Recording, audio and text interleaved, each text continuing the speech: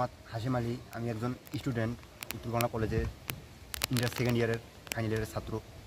তো আমার ভাই গত 1 মাসেরও বেশি ধরে ঢাকায় একটি কন্ডাক্টরের মাধ্যমে কাজ করতেছিল।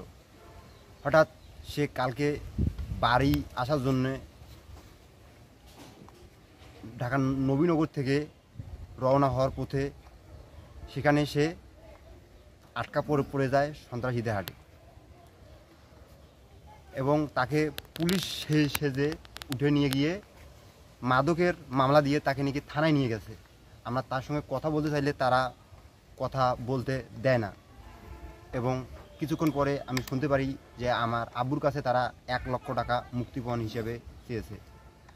আমার আব্বু আমার আম্মুর হাতের কানের স্বর্ণের জিনিস বিক্রি করে এদিক সেদিক ঠিক টান দিয়ে 40,000 টাকা তাদেরকে মুক্তিপণ হিসেবে দিয়েছে।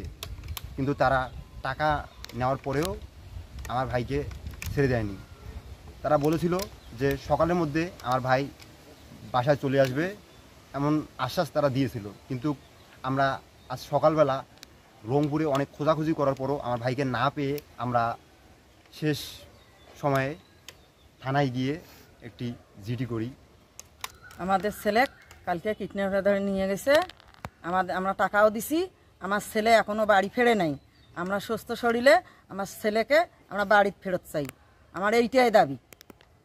আসলে আমি হাবিবের মানে প্রতিবেশী হিসেবে চাচা হই।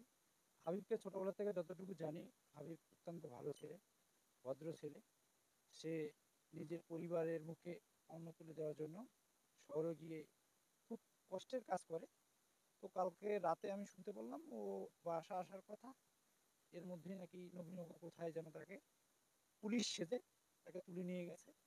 মুক্তিপণ হিসেবে 1 লাখ টাকা চাইছে। তো তার পরিবারের যে অবস্থা, খুব কষ্ট করে তাদের হয়তো শেষ সম্বল যতটুকু ছিল 40,000 টাকা ম্যানেজ করে দিছে, কিন্তু সন্তান বা সেই ছেলেটা এখনো বাড়ি ফেরেনি। তো আমার এলাকার লোক হিসেবে আমরা যতটুকু দাবি করি, ছেলেটা যেন সুষ্ঠু সুন্দরভাবে আমাদের বাসায় আসে, এটাই আমাদের এলাকাবাসীর দাবি।